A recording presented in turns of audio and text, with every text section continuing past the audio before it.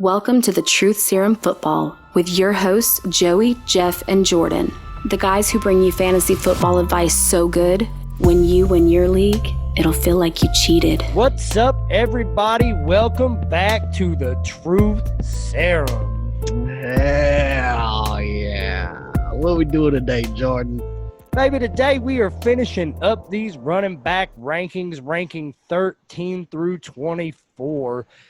For anybody that hasn't yet, though, make sure you ring that bell on YouTube. Give us a follow there or a subscribe there. And as always, make sure you check us out on all of our social media websites. That was fucking terrible. Yeah, it was. But they can find all of that at truthserumfootball.com. So you can find a podcast, which you're listening to right now, unless you're watching this on YouTube or wherever. But yeah, hell motherfucking yeah. Just make sure you ring that bell, baby. Bang that motherfucking bell. Smash that like button. Hell yeah. All right, so we ain't have any news since we did our last podcast. So let's just jump right into this shit, dog.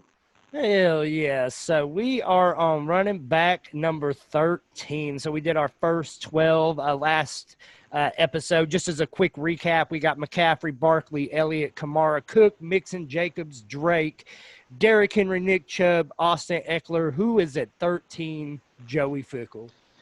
13 is somebody that I don't want to be at 13, but for whatever reason, you got him at 12. We averaged out. We got Leonard Fournette. I have Leonard Fournette at 17. I'm mainly concerned because they did bring in Chris Thompson, who has worked with Jay Gruden in the past. And as we all know, he is a pass-catching running back. He is going to get work out of the backfield.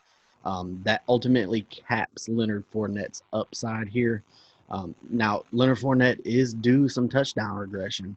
But if you take a main look at this entire offense, dude, they're not going to score a lot of points. They're not going to be very great.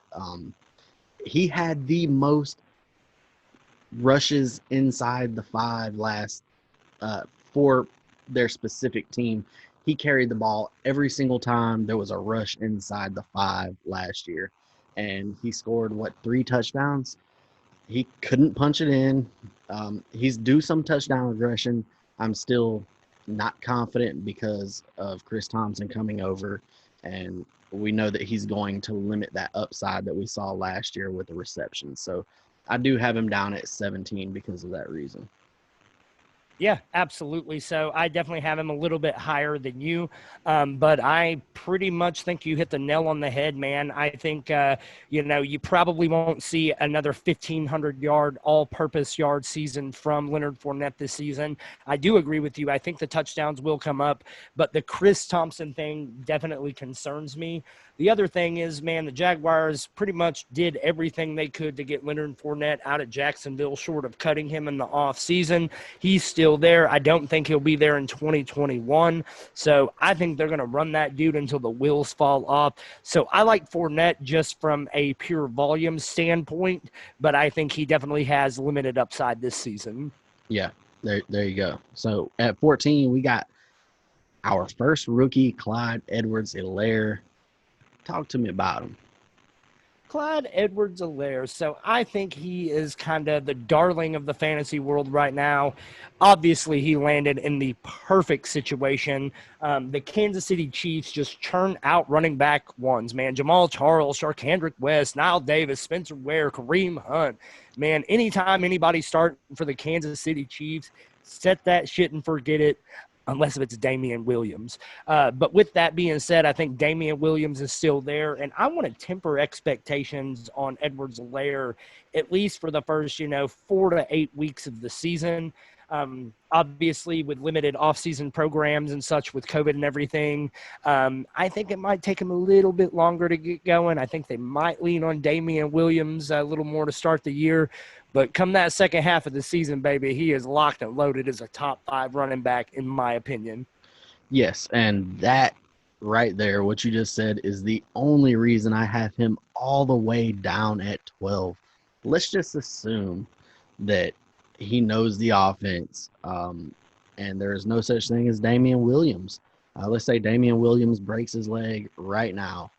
Where would you have to slot Clyde Edwards-Helaire in at, like right now? Top 10, easy, without a second thought. I think he's probably somewhere in that 4 to 7 range. I would definitely have him top 6. I would push him above Dalvin Cook. I think that's where it gets dicey. He's somewhere in that Cook Kamara level, but I don't know, man. I could easily see myself picking Kamara and Cook over him and having him at number 7, but he's definitely in, like I said, that 4 to 7 range. Yeah, for sure. All we know is we don't know how long it's going to take him to get integrated into this offense. So it wouldn't surprise me if he came in, he's the lead back from day one, and fucking became the number 1 running back on the year. That is not out of the realm of possibility. We all know this guy is super talented. He's by far the best pass catching running back coming out of college. They took him in the first round. When guys get taken in the first round, that's the fucking guy. So, and not only did they take him in the first round, he was the first running back off of the board. So they could choose any running back in this draft, and that was their guy. So I think that alone speaks volumes. Yeah, so I do have him at 12 overall. You have him at 17. So I'm a little bit higher on him. I think it won't take quite as long probably, but I think we're somewhere in the same range as far as his ceiling is capped. Yep, absolutely. And I took into account when I did this ranking that this is, draft season. And, man, if you draft Clyde Edwards-Helaire at 12, and let's say he's your first running back on the board, he may not return value those first few weeks. And so that alone scared me off just a little bit. But, man, do I love this kid's upside. Yeah, the problem with having a top pick like that, what happens is you may end up losing a game or 2 or 3 games because of it. And then now you're in the panic trade mode and all of that. You're trying to scratch your way back up when in all actuality, you could have done that to somebody else. You could have targeted him after 3 or 4 weeks or 5 weeks. Not everyone is as keen on that type of shit, but we want to help you guys learn that you want to start off strong and attack the weak teams with trade offers. So it gives you all the leverage in the world. And frankly, I think you said it perfectly, man. That's why I kind of have him in that 17 range because, those first several picks off the board are going to be running backs. And, man, if you can get Clyde Edwards-Helaire as your running back too, you are crushing your draft. Yeah, for sure. And if I do get him as my running back too, I'm going to look in some of the later rounds for guys like Jordan Howard, guys like that are going to get consistent volume that you can get really cheap. You might want to plug him in, for your first couple of weeks, something like that, just to help your floor out for those first few weeks. But yeah, you're absolutely right. So who we got next, baby? We got Aaron Jones at 15. Aaron Jones. So I'm sorry, Colt Martin. I'm sorry, Ben Kaiser. I'm sorry to all you Green Bay Packers fans out there. This dude is going to regress in 2020. I'll bet any amount of hats on it. He is not going to have the same touchdown prowess that he had in 2019. Jamal Williams is still hanging around. And then they brought in A.J. Dillon. So I don't know why the Packers do, but they fucking hate this guy, it seems like. I absolutely think he's going to have weeks where he's going to carry you to victory. But I also kind of expect some inconsistency and some peaks and valleys with these other running backs. He's not going to repeat 2019. Draft him with caution. I would say draft him with confidence if he is your second running back, because he does have a floor with, catching receptions and all that. So they did bring in A.J. Dillon. I don't think that that's going to be an issue. I feel like they might want to go ahead and run Aaron Jones into the ground, give him that workload still. Yeah. Dylan is going to not replace any of what Aaron Jones is doing from a volume standpoint. He's just going to take the other guys' roles, in my eyes. He's going to just kind of slide in and push the other guys back. So as far as volume, I think he's still going to get volume, but the touchdown regression's coming. So we do both have him at 14, but he is our 15 consensus. Absolutely. All right, so up next, we have at number 16 a very interesting player, and I'm really eager to get your take on him. Todd Gurley. Talk to me, baby. Well, I have Todd Gurley at 15, so I think that the upside is running back one. This has got an offense with 11 first-round draft picks, but they have zero depth. If they start dealing with injuries, this whole team is going to struggle. My concern isn't necessarily with his knee. My concern is with a new offense. And, yeah, he went from a bottom offensive line to a pretty good one. I'm not going to say they're probably in the top half. They're right there in the 15 range for me. But this offense is going to be good if he is effective. And I feel like he's too low, but I know that there is so much risk that you have to factor in with his knee and with, everything. This is a guy we were drafting number 1 overall for 2 years in a row, 3 years in a row. So we know where his upside is. If this team can stay balanced, he can very, very easily be the number 1 running back.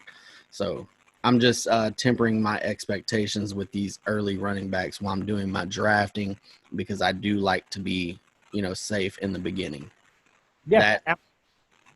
So I find it awesome that you actually have Gurley ranked a little bit higher than I do, when I feel like I'm really high on. I'm like Jeremy Powell high on Todd Gurley this year. So he finished as a top 15 back last season very quietly. He wasn't Todd Gurley of old, but he didn't fall that far. I think Atlanta's offense is absolutely fucking loaded. They've proven for several years that, whether it's Tevin Coleman or whether it is dude that doesn't have a team anymore. Jamal Anderson. No, not Jamal Anderson, baby. Come on. Mike Tolbert. No, the running back, Devontae Freeman. They've proven with Devontae Freeman, with Tevin Coleman, that running backs can absolutely succeed in this offense. I do think Gurley is another candidate for touchdown regression. He had 12 last year. Not sure if he'll punch that many in this season. But, man, I think Todd Gurley is – as long as he plays 12 games, I think he's pretty much a slam dunk top 20 running back. And at this point in the draft, there's a lot of gambles being taken. I think if you feel good about his health, I think you should absolutely roll the dice with a guy who was the number 1 overall running back drafted in most drafts, for the last couple of years. Yeah, absolutely, man. And when I watched him on tape last year, he honestly didn't look that bad to me. I hear people saying, he's slowed. You could tell he was hurt. I couldn't. He looked like Todd Gurley to me. The issue here is that Rams offensive line was abysmal last year. Believe it or not, he was the most effective running back in that backfield. So it may have not seemed like it in time. Backfield is garbage. That's why they brought in Cam Akers, baby. Hell yeah. So let's go ahead and move to the number 17. We got David Johnson at 17. Another very, very interesting placement for a one-time top running back in this league. Yeah. Does he still have it, man? Does he? I don't know if he still got it, baby. I don't know. And here's what I'm going to say. Look, David Johnson was not Todd Gurley last. David Johnson looked awful, man. He looked like the wheels had fallen off, and he looked like he was done, man. But if David Johnson were in Arizona coming into this season, I would not touch him. Yep. But, man, David Johnson going to the Texans in an offense that just allowed Carlos Hyde, of all people, to have 1,000 yards and 6 touchdowns in his career or for the year this late in his career. I think David Johnson could easily touch that, man. I think, especially with all of the looks that have went away from or are gone now that DeAndre Hopkins is out of town. And I think David Johnson's going to be catching passes. I think he's going to be rushing it. I think he has a very good chance to fall in the top 15 to 20 running backs for this season. I don't think we'll ever see 2016 Johnson again, but, man, the volume alone should put him in the top 20. Yeah, last year he started off the first few games before he got hurt. He was a top 15 back. I think he was number 12 through 4 weeks. Not because of his rushing, because I think his highest rushing total through 4 weeks was around 60 yards. Motherfucker averaged like 3.1, 3.2 yards a carry in an offense with a mobile quarterback. That's not good. He did look slow. He did look a little fucking old. He looks not great. He's not electric anymore. But guess what? He's going to catch that motherfucking ball out of that backfield. And when you got 150 targets vacated from DeAndre Hopkins, the following year, vacated targets lead to running back targets the next year. They brought in a guy that has proven he can catch 100 passes out of the backfield. So I feel like he's got a really solid floor. I think his upside is limited. I agree with you, but I think, man, his upside could be huge just based off of volume. Not only does he have the DeAndre Hopkins touches, but Carlos Hyde isn't going to be there either, so he'll have all of that running back work as well. Man, I really like David Johnson to rebound somewhat this year. I'll say this, though. If it isn't this year, it's never again for me on David Johnson. Yeah, absolutely. But they do still have Duke Johnson, who is also a great receiving threat out of the backfield. And not fucking bad between the tackles either for a smaller guy. A guy that's averaged 5 yards a carry, no matter where the fuck he's been. The guy looks like a special talent that has never gotten the workload. So we could be fucking with fool's gold here too. So I know you love you some Puke Johnson, bro, but it just is not going to happen, man. Give it I know. up, baby. I get it. For me, though, I think this is the bottom line with David Johnson.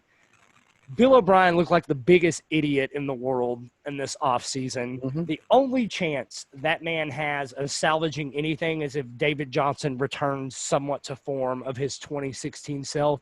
I think just from that, I feel like Bill O'Brien is going to pound that damn ball with him to give him every opportunity to succeed. That's exactly what he should have done the previous year when he traded for Puke Johnson. He traded a 3rd-round pick for him, which he traded DeAndre Hopkins, bro. I know. I'm just saying, a 3rd-round pick or D-Hop. There's a big difference there. He one-upped it for sure. I get it. But at that time, that was a stupid trade. You don't trade a 3rd-round pick for a running back. Running backs you get in the 3rd round coming out of college right now are good fucking running backs. So I'm just saying it was a stupid trade then. This is even stupider. But I get what you're saying. Don't hear what I'm not saying. I'm just saying he's had his chance to rectify the situation once before. Bill O'Brien is a fucking dumbass. End of story. It does not matter. Bill O'Brien is the worst trader in the history of trades. I would hate to see that guy's freaking stock portfolio, man. I bet it's abysmal. I hope he's paying somebody else to do that for him. I imagine he probably is. Dude has never won a trade in his life. He traded John Travolta for that fucking butt chin he's got. Yeah, he did. Hell yeah. Let's move to butt chin O'Brien, baby. I love it when new nicknames are born. Butt chin O'Brien. I like it. All right, so coming in at number 18, we talked about David Johnson for a long time, and I like it. Yeah, he's a spicy one, baby. The world is divided on him, Buy in on David Johnson. Give him a shot. And here's the beauty about David Johnson, man. You're going to know pretty damn quick, right? So let's say David Johnson is a bust. You're not going to be starting him 8 weeks into the season, man. You're going to give him a couple of games, and that's it, and he's gone. And then you're moving on to somebody else. So give the dude a shot. The hell you got to lose? I mean, yeah, you can get him at a reasonable cost. So anyway, let's move on to another running back on a new team, Melvin Gordon, slotting in at number 18. We both also have him identical at 18. So yeah, this is one we definitely agree on. New faces, new places. Melvin Gordon coming in to the Broncos, AFC West rival of the Chiefs. He's in a freaking stacked offense with a ton of young talent. He's freaking ancient in that offense, man. Like, he is definitely moving on to a role where he's the old man. But, man, I really like Melvin Gordon this year. I think that Phillip Lindsay will continue to get some work. I don't think he will completely disappear from this offense, but even in a split role, I think Melvin Gordon can be a producer. And, man, if he shows out, I think he could absolutely pop into that top 15 range. So I think there is a lot of risk. I also think there's low reward, man. I think his ceiling is very limited, but I think he could be a very, very – what's the word I'm looking for? serviceable RB running back 2 option. Okay. Yeah, I'm with you. One of two things can happen as well as him being a serviceable running back too. This motherfucker could have a season. He could be outside the top 30. It's not crazy. He's got a very, very young quarterback, and crazy shit has happened, like a very, very young second-year quarterback in Patrick Mahomes turning into what he was and just completely open everything up for the entire offense and everybody scoring fantasy points. Or he could be on the other end of that scale like Josh Rosen, and hurt everyone around him, which would also include Melvin Gordon. So if you are a believer in Drew Lock in this offense, I'm personally not yet, but if you are a believer, that's where your confidence should lie with Melvin Gordon. That's basically what I'm saying here. Man, I'll roll out with old Drew Lock in that Broncos offense. I'm a lock truther for sure, but even as a lock truther, that just makes me higher on guys like Cortland Sutton, which we'll talk about in our next episode. But I don't know. One of our next episodes. I don't know where you got him ranked, but whatever. Not the top 12. Yeah, you're right. I don't either. Don't tell them that, baby. Don't give away the secret sauce. Hell, they want to know why, though. They gonna every tune Broncos in next fan time. in the world was just like, what? What? You got Cortland Sutton in the top 12? But yeah, they're gonna tune in next time. Why the fuck don't they? Let me see why. So I got to listen to the next one too. Hell yeah. So I think I'm done talking about Melvin Gordon. I think I am too. Before we are continuing on with the rest of this, why don't we go ahead and thank these motherfucking Patreons, baby? Yeah, I'm gonna let you say every motherfucking name on that list because you didn't transfer the list over. I didn't, but I got it. So I'll pull it up. I got you. Big thank you to all of our Hall of Famers and all of our Patreons in general, but Brandon Rios, Cadillac Kaysen, Dylon Maliska, Captain Kirk Davenport, James, my main man Miller, and my favorite Blaha, Daniel Blaha. Your favorite? Okay, I never did go find the list. All right, even better. And then we got Jeff Wallace, Steady Trevetti, Close the Deal, Manil, the man of a million nicknames, and I love every damn one of them, Manil Trevetti. And then we have my favorite Blaha, Wes Blaha. We got Patrick Johnston, that's with the T, ladies. We got Chris Hauk, how you say your name, Tax Benjamin, Clintorius B.I.G., Clint Collins, Matthew Tovar, Hall of Fame Robert Dawson, Mike Pineacker, Mike Pinnaker. What'd you say? Jeff Beavers. Happy birthday, baby. We got Freddie, famous Freddie Lavelle, Michael David Truax, my boy Josh Machino, Josh Hickman, Chris Leach, Dwight Kofroth. Damn, there is a lot of you guys. Jeremy Maines, Ben Kaiser, Tyler the Truth Tompkins, Colleen Kunkel, my favorite pal, Jeremy, and Richard Big Dick Rick Travelstead. Thank every single one of you guys. Dude, I enjoyed that so much. I like it better when you say all of them because I can see your facial expressions. If you're listening to the podcast, come check it out on YouTube. You can see what I'm seeing. I got a big fat grin on my face. Don't forget to bang that motherfucking bell. Ring my bell. Go Hell ahead. yeah. Let's talk about this motherfucking TSF 100-team tournament we got going on, baby. What we got going on? Besides Hell those yeah. Zach Kurtz. So speaking of this 100-team tournament and Zach Kurtz, we say happy birthday to our Patreon of the month, Jeff Beavers, but a huge happy birthday to our man Zach Kurtz. And for y'all that don't know, this dude absolutely crushes it behind the scenes for us and does so much, man. And I don't think we ever thank you enough. But one of the things this guy decided to do, Mr. Zach Kurtz, is he said, hey, guys, let me put together a 100-team tournament with y'all. And the winners of each of those individual tournaments get to play you guys next season. Tell them about it, Joey Fickle. All right, so yeah, we did not set this up. All credit, every single drop of credit goes to Zach Kurtz. He did a phenomenal job setting this up. And ladies and gentlemen, it is full.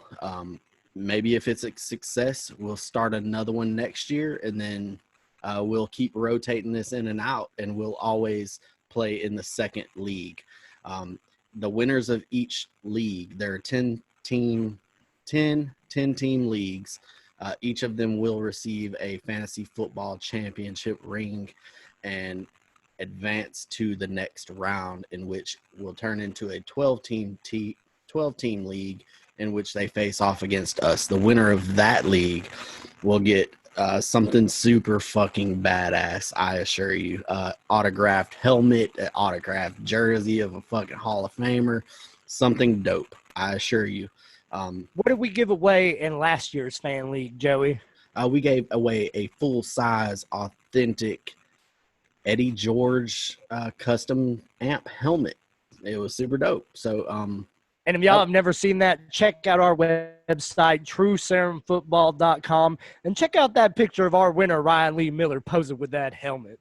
Hell yeah. So, good luck to all that have entered. We appreciate you guys entering, and we got some more stuff that we're going to talk about after we continue on. Let's go ahead and continue this list on with number 19. We got Le'Veon Bell.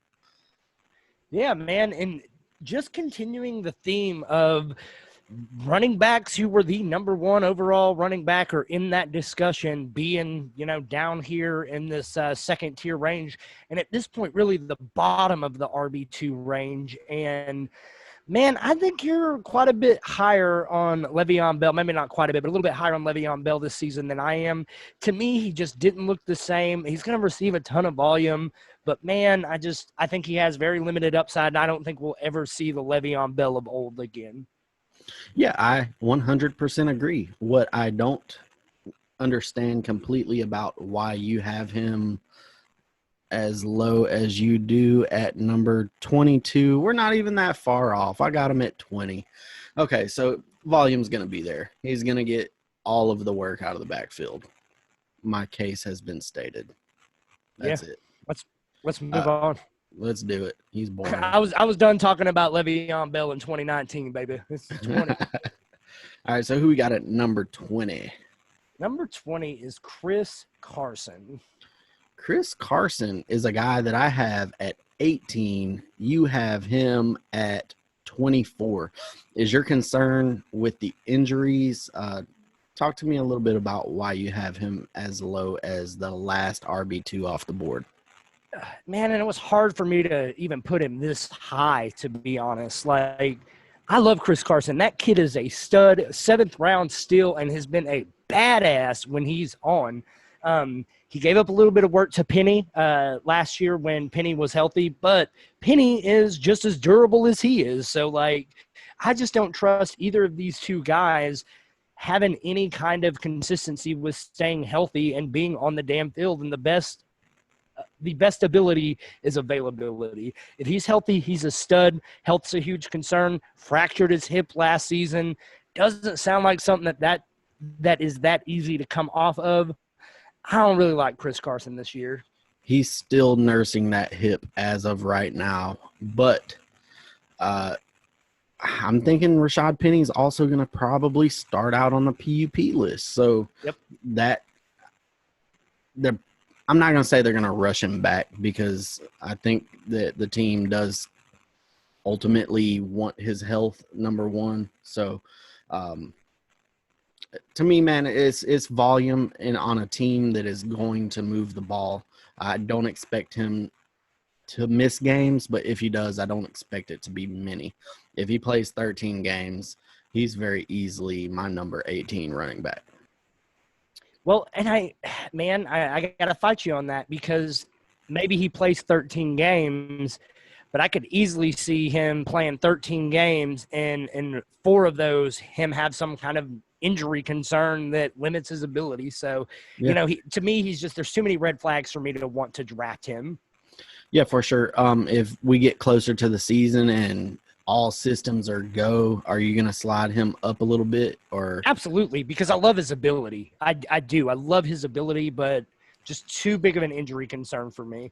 Right now ahead. is July 8th, and there's still some time in between now and the hopeful season that happens. It is looking like we're not even going to have a preseason as of right now as well. The NFL Players Association and the NFL are going back and forth. It looks like both parties want this to happen. So I think we will have a season. I'm 90% confident. It may not – it looks like it might even start on time, but even if it doesn't, all that does is it gives me confidence for right now on July 8th. So that's basically, ain't nobody out there practicing getting hit right now. So, Yep, absolutely. all right, let's move on to number 21. This your boy. This my boy, dude. This is the number 1 overall fantasy running back rookie this year outside of Clyde Edwards-Helaire. But I think Cam Akers is our 21, and I think he will actually start off hotter than Edwards-Helaire. Reason is simple, man. Todd Gurley's no longer in town. Malcolm Brown and Darrell Henderson suck. They're just not good running backs, man. I don't think they have what it takes to be consistent performers on the NFL level. So to me, man, Akers is primed to step into that Gurley role and be the bell cow of this offense. I agree with you. I just know that the Rams did not address that offensive line. And I go back, their offensive line was terrible last year. They didn't do anything to rectify that. So Akers was my number 2 pre-draft. Number 2. I love the kid. So the fact is, he's going into a wonderful situation with a guy who did have pretty high hopes last year, failed in Darrell Henderson. So typically rookie running backs with high draft capital, if they don't pop like immediately, it's typically they'll never become a top 20 running back. It's just the way that they don't pop, baby. The fun stops. That's right. So yeah, I absolutely agree. Cam Akers will be the workhorse in this backfield. Offensive line is my concern. That's it. I love Cam Akers as a talent. His game film wasn't fun to watch because he had a shitty offensive line at Florida State as well. But dude's got amazing talent. I think he was the number one running back recruit when they got him, and dude's a monster. He truly is. I'm concerned offensive line. That's it. Fair enough. Let's talk about number 22. We're almost to the end of this list. 22, who we got, Joey? 22, we got Kareem Hunt. Where do you have Kareem Hunt? I have him at 21. Okay, so you are higher than him. Let's talk about... I am higher than him and higher on him, yes. Yeah. You may not be higher than him. I bet I am. You might be. Let's pause right here. Let's talk a little bit about COVID, right? Okay. This year, we're going to have a lot of unexpected things happen. Players are going to get quarantined. You are managing if you are commissioning a league, throw a couple extra bench spots on there. So if one of your players goes down with COVID, this is outside. It's outside of any injury concerns. Now we have a new level of concern. We call it injury concern if you want to, that these players have no control over. So the NFLPA and the NFL, they're going back and forth. I assure you, if one of them contracts COVID, they're going to be in quarantine, regardless if they're symptomatic or not. So now let's talk about Kareem Hunt. Kareem Hunt call him a handcuff, the most valuable handcuff in the league. Shake your head no, but you get what I'm saying. He's basically the first running back we've mentioned that is not going to have the lead duties in that backfield, right? Fair. Okay. So he's not a workhorse. So I'm not going to call him what I just called. I think he can be a workhorse. Yeah, absolutely. So in this situation, what we got going on right now with COVID, I think it's a little bit, I think I would take him a little bit higher than where we have him ranked based on that. Because, dude, anything can happen. In a world where I don't draft handcuffs ever, this is the year that I'm more than willing to draft your Madisons, even if I don't own Dalvin Cooks. I'm willing to draft other guys simply based on that reason. So, we all know this guy's super fucking talented. He's a top 6 talent at the running back position in a situation where he just can't be the workhorse. That's it. So I got him down here too low at 23. You got him at 21. Talk to me about him, because we all know who he is. Yeah, we know who he is, and I think if something happens to Hunt, man, I don't remember who we were talking about earlier, but if something happens to Hunt, he instantly catapults to the top. I think it was Damian Williams and Edwards-Helaire. If something happens to Hunt, that would or make if something Nick happens to Chubb, yeah, Hunt instantly catapults to the very top of these rankings. The only thing I want to fight you on just a little bit with the handcuff thing is, man, he is not a handcuff. He's got mad standalone value. I think he was on pace to catch or to have 90 targets last season. I don't see that slowing down. He didn't look rusty at all. He looked like the Kareem Hunt of old. I think he is a ridiculously talented back, and I think it's a 1A, 1B situation with him and Chubb. I think they hurt each other's value, right? But if one thing were to happen to either one of them, both of those guys instantly get in the discussion for top overall fantasy running back. Yes, absolutely. And when I said the word handcuff, it's the first player that kind of made me think of that word. I don't consider him a handcuff at all either. So just like last year, I did not consider Austin Eckler a handcuff. So the same concept. You understand what I mean. Yep. You're hearing what I'm not saying, but yeah, absolutely. He's going to have standalone value. And I think this is his floor. I think I do have him ranked too low. I might move him up quite a few spots now that I'm like really thinking about it. Yeah, baby, 1.0. I'm sure these things will change 100 times before the start of the season. Let's move on to number 23. We are almost done. James Conner. I have James Conner at 26. I am not confident in his health. I am confident in his ability. He is a top 15 guy in this league. He can't stay healthy. Um, he could explode again with Big Ben back. I'm not banking on his health. He is a risky pick. If I knew he was going to play 16 games, he would be a top 10. Fair enough.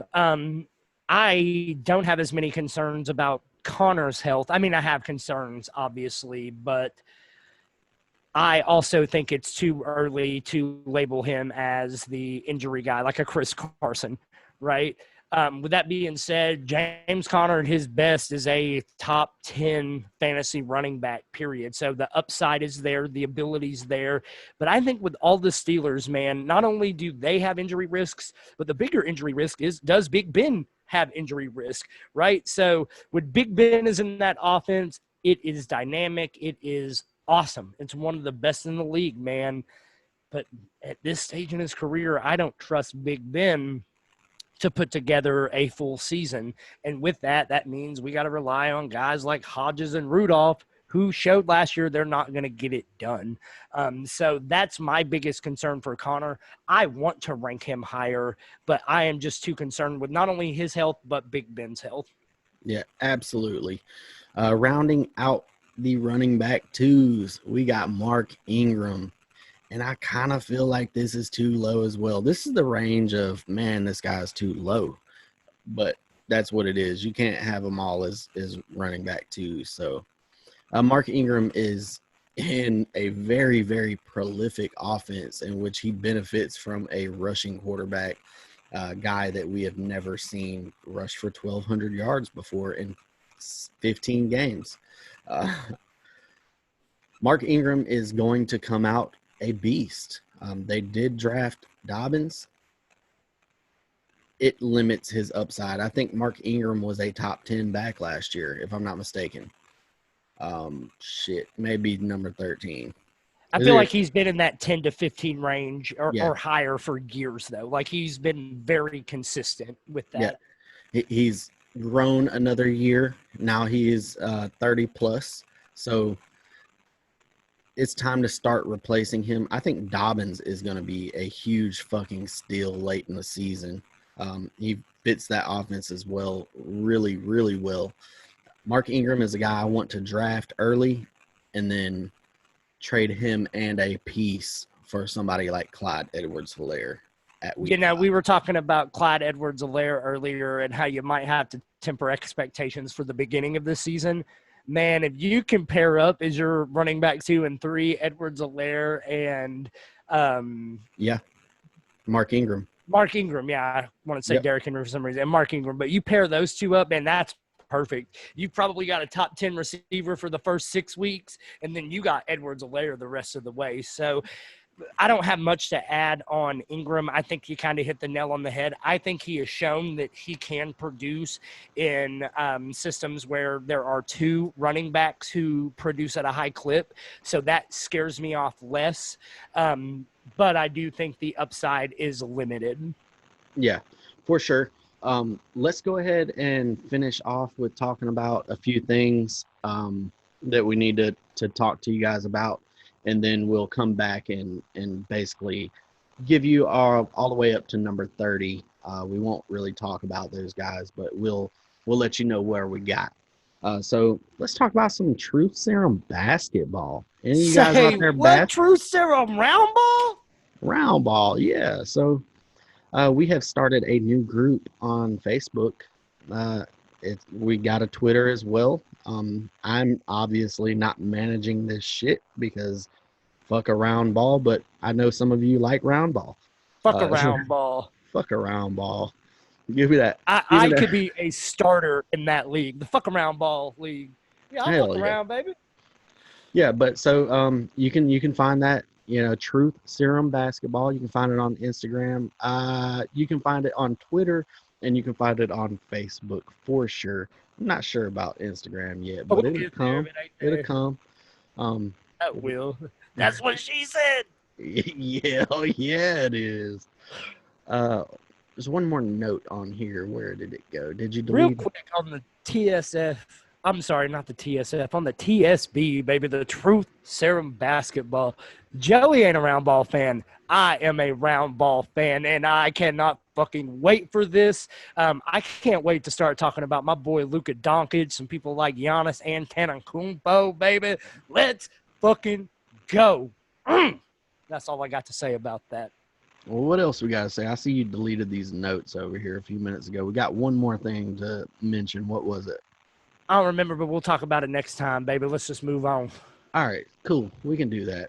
So let's round out 26 through 30. I just have to say this name because I think he is being undervalued a lot. You disagree completely with me. David Montgomery, we got him at 25. Yeah, 25. Am I fucking up? So we got David Montgomery at 20. Shit. They're off. Yeah, 25. That's why that's why I had to do it that way because I was fucking up the last one. All right, yeah. So you don't really like him as much as I do. I really like him. I have him at 22. I think you can do worse than David Montgomery. He obviously put up some stats last year. Man, I think the Bears are fucking gross, and I pretty much want no part of this offense unless his name's Allen Robinson, who has proven that he can perform, whether it's Blake Bortles, Big Dick Nick, Mitchell Trubisky. I could probably throw that guy the rock for 16 games, and he'd finish as a top 10 receiver. But we ain't talking about him. We're talking about David Montgomery. I think he has the ability. I think he's put up the stats. I'm just not a huge fan, so it's more bias than anything. Yeah, that's all fine and dandy, but give me a carry count. Give me a touch count you think he's going to get out of this backfield. He's going to get 270, 280. Name the next five guys. Fuck yes, he is. Name the next five guys. Do you think there's any chance that any of them get that many touches? Barring injury? Yes. No, absolutely. David Montgomery has the highest ceiling here. We were super high on him last year, and we're doing something right now that we said we were not going to do is discuss this. So let's move on. We'll get to it later. I assure you, baby. Number 26, we got Devin Singletary. I'm concerned about him because of Zach Moss. I'm concerned about him because of himself. Kerryon Johnson, 27? Yeah. Do you have him above Swift? You have to have him above Swift if that's the case. Man, to me, it's kind of a pick 'em between those two. Okay. I would lean Kerryon Johnson to start the season and Swift to end the season. We're talking about that a whole lot, but rookies, more so than any other year, rookies kind of fucking scare me this year because the lack of training camp and the lack of a preseason and the lack of those really necessary reps to get them up to speed. So, which is the main concern for Clyde Edwards-Helaire. And we got 28, Damian Williams. He is going to be drafted much higher than this just simply for the first few games, I believe. And he'd be worth that draft pick. But Damian Williams at 28, DeAndre Swift at 29, and we got Raheem Mostert rounding out the number 30. We got some more, but we're not going to talk about them. We're going to hop off here, and we got some other shit to handle, baby. But we're going to be back. Tune in next time for our wide receivers. Wide receiver ones, baby. See if Cortland Sutton makes an appearance. Yeah, as always. Stay true.